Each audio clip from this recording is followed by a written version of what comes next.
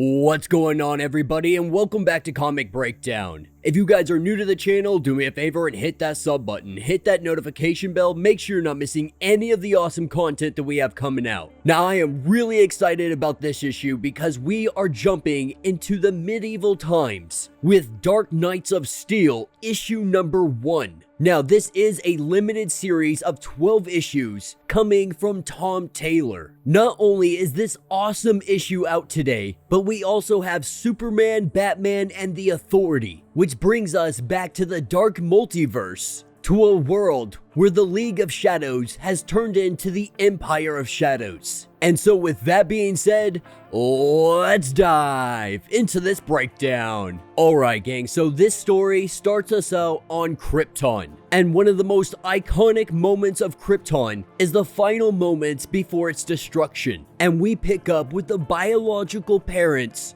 of Kal-El, with Jor-El and Laura-El, with her about to give birth any moment, with the destruction of Krypton creeping in on them. They send that space shuttle off-world. They shoot it off-world and it has a trajectory for Earth. And with it crash landing, with this spaceship opening up inside, we do not find an infant child, but we find the two parents. And right now, she is in deep labor, about ready to give birth. But as Jor-El looks around him, he hears the hoofbeats. He sees the cavalry come riding in, trying to let them know that they are not a threat to them, begging them not to do this, as they shoot arrows and they throw spears. And so, fearing for his family's life, we see his eyes begin to glow red, and from them, a giant explosion. With this blast, everything in his eyesight gets vaporized. And when he looks down, he sees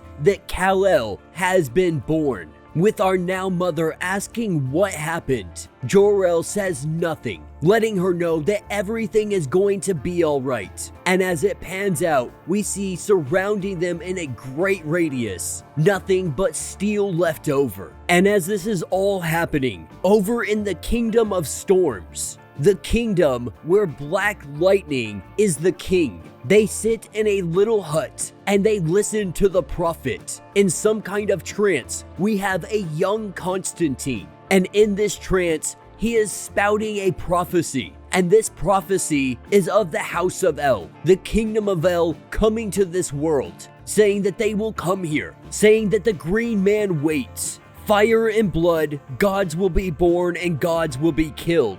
That when you look up to the sky, you will see our end. And so that is where our story begins. And we are taken 19 years into the future, picking up at the Castle of El. And right now we have a young Bruce, who is known as the Bat Prince. And right now he is about to head out on a mission for the House of El. Alongside him, Alfred Pennyworth. And we have Kal-El that is trying to tag along. Now, obviously, he wants to go along to be able to help Bruce. With his powers, with his abilities, he believes that he should be there all times, being able to help him out. The only issue is, there is magic in this world, and they have come to learn that Kryptonians, they are weak to magic. And the young Bat Prince has sworn to protect this family. He has sworn himself to the House of El. And right now he is going against someone they refer to as the Banshee, wielding some kind of magical ability. It is not something Bruce wants to put Kal-El up against.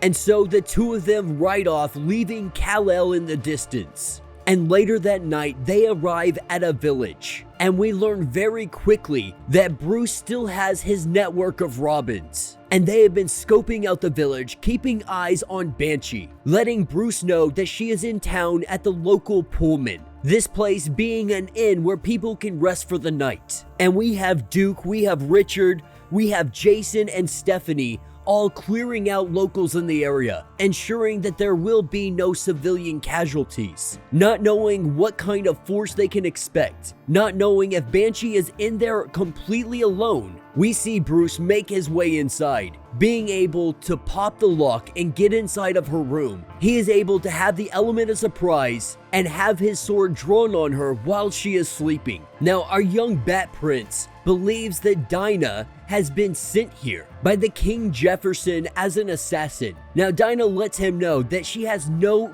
ill towards the House of El. She wishes them no harm whatsoever. And with Bruce ignoring this, letting her know that the law of the land is no magic doers are allowed in the kingdom of El. And just by being here, she is breaking that law. And so Bruce says that she will be put under arrest and she will be treated fairly if she gives herself up. Now, obviously, she's not gonna do that. And we hear our Banshee scream. And this scream blows out the walls, it blows out the windows. Bruce is left here in agonizing pain. But the only thing, he is not dead. He is still standing when any regular mortal would have been taken out by that. And even Dinah has to ask, how are you still alive after that? With him having no clue, she goes to yell again to let out her screech, only for Kal-El to come in and close her mouth. But looking down at her, Kal-El, he doesn't see a monster. He doesn't see a criminal or an assassin. He sees a young woman who is scared, who is trying to protect herself. Now, this is where Bruce comes up and hits her in the back of the head,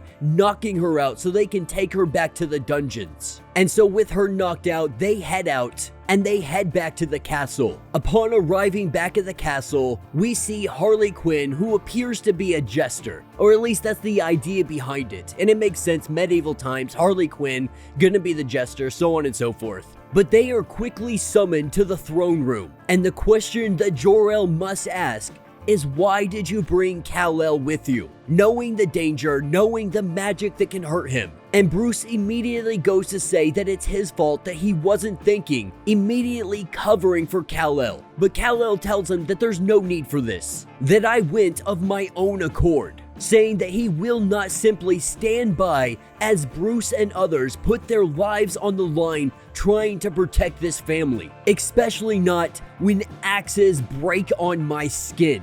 And this is when Bruce gives a report saying that Banshee is now down in the dungeons. And Kal-El has some real concerns about this, because she wasn't coming for them. The House of El came for her. Now, Bruce says that one of his Robins that are in the court of King Jefferson had let him know that there is an assassin on the way. And to be more specific, a magical assassin. But Kal-El, he pleads with his father, telling him that this woman is not that assassin. And how can we sit here and talk about what is right, what is good, when we lock up innocent people? With Bruce immediately interjecting, saying that they are not innocent, they are magic.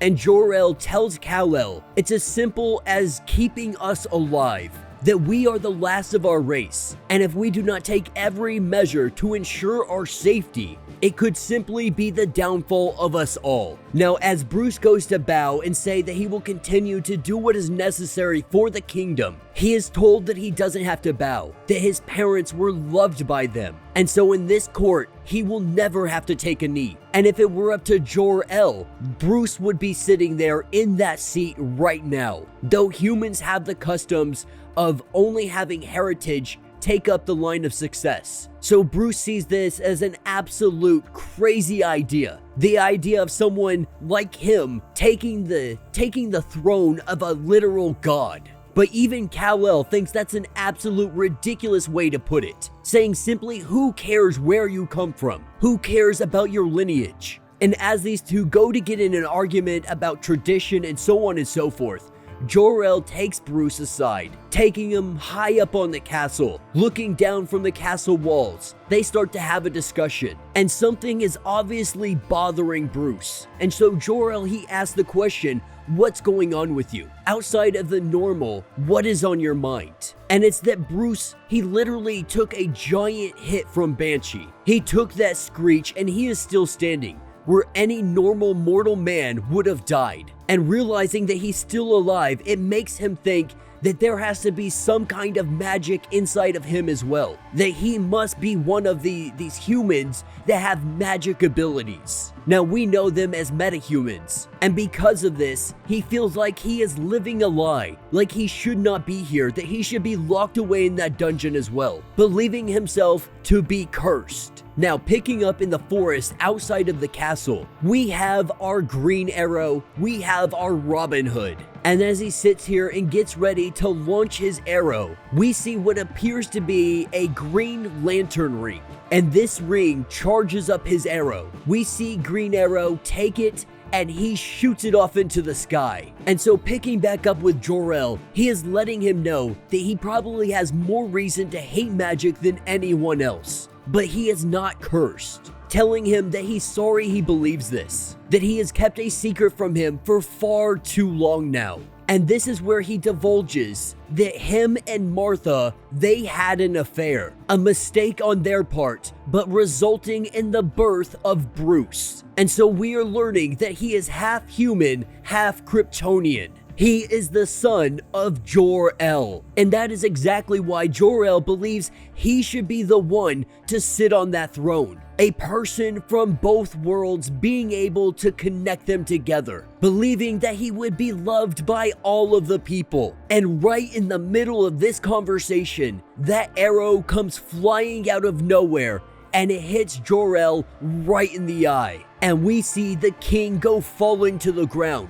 With the lightning cracking in the background, we see Bruce's eyes begin to glow red.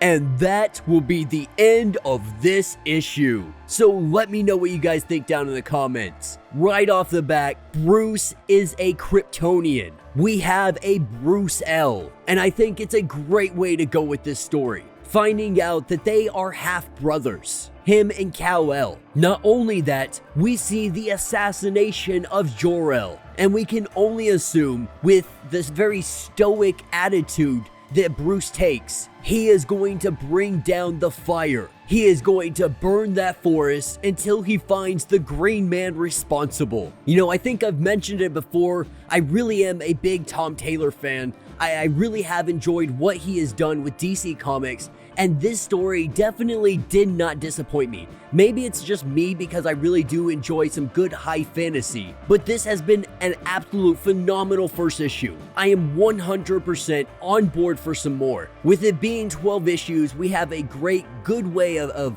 opening up a good story, really giving us that high arc and then kind of bringing it down to an ending. Not only that, but the artwork is just absolutely phenomenal. And seeing that even in medieval times, Bruce still has all of his Robins, all of his young teenagers really being the ears around the kingdom for him. Little spies planted all over the place. But yeah, let me know what you guys think down in the comments. If you have not yet, do me a favor. Hit that sub button, hit that notification bell, make sure you're not missing any of the awesome content we have coming out, and until the next breakdown.